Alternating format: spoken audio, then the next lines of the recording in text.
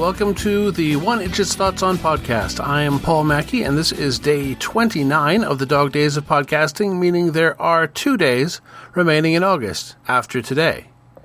More on that theoretically simple math later. Today I had a massive Windows update at my workstation at work to kick off the day. Apparently the past IT guy had capped all the desktops in the building at a certain version, so we were only getting security updates for a long time, and the new IT guy allowed full updates to resume. My desktop system is separate from all my editing gear, and it often chokes trying to do email and word processing at the same time.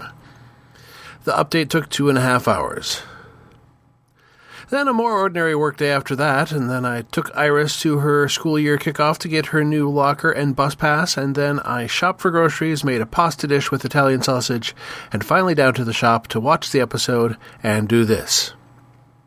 And this is Gravity Falls, Season 2, Episode 19, Weirdmaggeddon Part 2, Escape from Reality, originally aired November 23, 2015, or basically a month after the previous episode. Brief summary. We're 4 days into Weirdmaggeddon, and it seems most of the populace of Gravity Falls have been petrified and turned into components for a giant throne for Bill. He decides it's time to expand out and take over the entire world with weirdness, but as his henchmen launch themselves up and away, they smack into a force field that is containing everything into the environs of Gravity Falls. Then we get main credits, and I couldn't discern anything by reversing the whisper this time. Dipper, Suze, and Wendy are still in the white void from the to-be-continued last episode, and as they walk, the floor cracks and they are falling into rainbows.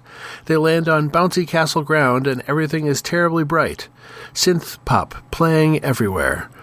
Mabel's dream boys, Zyler and Kraz, drive up and take the newcomers on the grand tour. Drinks are offered, and Suze and Wendy accept some, but Dipper says they could be blood. It's all an illusion, created by Bill to use Mabel's fantasies as a trap. He just wants to get her out of there, and Kraz says she's in the tallest tower, protected by stout waffle guards, impossible to beat. But Suze has never seen a waffle he can't best in gustatorial combat. When they get inside and try to rescue Mabel, she wakes up and points out she's the mayor of Mabelland and that it's perfect there, always summer, and she'll never have to grow up. Dipper points out all of this is crazy, and Mabel, meanwhile, introduces a new and improved Dippy Fresh, her new twin brother. Wendy's about to side with Dipper when a bunch of friends she thought she lost in Bill's attack roll up in a truck and invite her to prank the high school, and she rides away with them. And some version of Suze's dad arrives to go and play catch. Dipper asks Mabel if all the fantasies are good for people. Mabel says the proof is the happy. It doesn't matter if it's real or not. Mabelland tells her brain the steak is juicy and delicious. Okay, she doesn't actually say that. That's something else. And Mabelland has something coming through the door for Dipper too, but he turns away from that glow and leaves.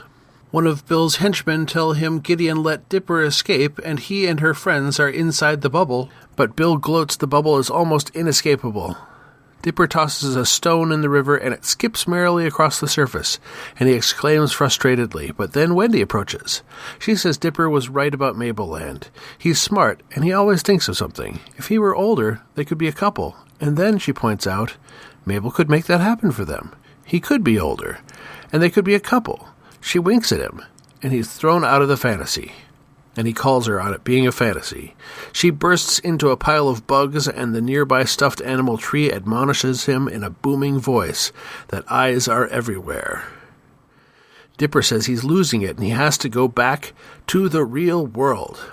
Wishing for reality is the only forbidden thing in Mabelland, and Dipper is about to be cast forcibly out. He calls to Mabel asking if she really wants him banished, and the guards declare he can plead his case in court. It's fantasy versus reality, and a jury of all Mabels will rule. Zyler and Kraz flirt with the jury, then present 2 scenes from the twins' real life, one in 2nd grade. A bully puts bubblegum in Mabel's hair on picture day, and another in 4th grade on Valentine's Day, when Mabel got a pile of Valentines and Dipper got a rock. Dipper got none. The judge is ready for a verdict, but Dipper says he should get to defend. He calls Mabel to the stand and then reminds her he shaved off part of his hair and she did the same to get rid of the gum, and they had goofy hair in pictures together. Then he points out she taped together all her Valentines into a big heart and gave it to Dipper. They work together. to make things better, and he realized he doesn't want to be a part and be Ford's apprentice. Mabel questions if he really means he'll go home with her, and when he confirms it, they have a sincere sibling hug, and the backpats seal the deal. Then the bubble turns against them all, and they flee to escape on giant waddles. Mabel grabs a knitting needle and pops the bubble, and they all fall back to reality. Reality looks deserted, and when they reach the shack, it looks more or less normal. They hear stirrings inside, and prepare for battle, popping open the door to discover Stan and a band of his own, who had been preparing to battle them. Let's see, what's very cartoonish? What isn't? And my favorite line... We need to grab Mabel and get the heck out of here. Oh, Mabel? She's at the top of the tallest tower guarded by those big buff waffle guards. There's no way to get past them. Someone hand me some syrup. Ah! It's happening! The moment we trained for! Oh, don't worry, man. I gotcha. Ah! It's now or never, guys. Who is? I'm not profiling anyone today, but it is good to see Alfred Molina back as Multi-Bear, and it's really fun having Jon Stewart, especially because his character name is Judge Kitty Kitty Meow Meow Face Schwartzstein. So what worked? It was the show going full 12-year-old girl zany, and I loved it. I think it was mostly a palate cleanser on the way to the grand finale. They rescue Mabel, but not much else progresses beyond Bill's discovery of the dome. Things to ponder. Is the dome some fail-safe Ford created and never mentioned? Seems doubtful. More likely it was created by McGucket prior to erasing most of his mind. Or perhaps if the crashed alien craft was substantially responsible for the strangeness of the town, it also has a built-in limitation field? I hope that I'm totally wrong, and it's something else entirely, because that would be the best. So next time is Gravity Falls, Season 2, Episode 20, Weirdmaggeddon, Part 3, Take Back the Falls. The math wasn't with me last episode, as you may have pointed out to me. I'm sorry that only Alexa and Siri are listening when you talk aloud back to my pre-recorded podcast. I couldn't hear you. So tomorrow I'll be presenting the finale as it was aired. The last 2 episodes clustered together, and Saturday will still be a winding down day. Happy hunting! You've been listening to the One Idjit's Thoughts On podcast, produced by Paul Mackey in association with Nimlas Studios. Any short clips of audio from shows is included under fair use for commentary purposes, and copyright for that content remains with its original copyright holders. The theme song is Too Good by Jack Mangan and is used by his generous permission. One Idjit's Thoughts is produced under a Creative Commons Attribution, Non-Commercial, No Derivatives 4.0 International License. You can find more episodes of this podcast and many other fine podcasts at nimlas.org. You can contact me by emailing idjitcastpodcast@gmail.com or commenting on episodes at nimlas.org.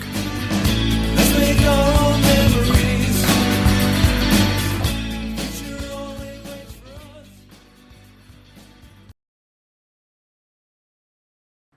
Sorry, I can't support the cheeseburger with a pudding center.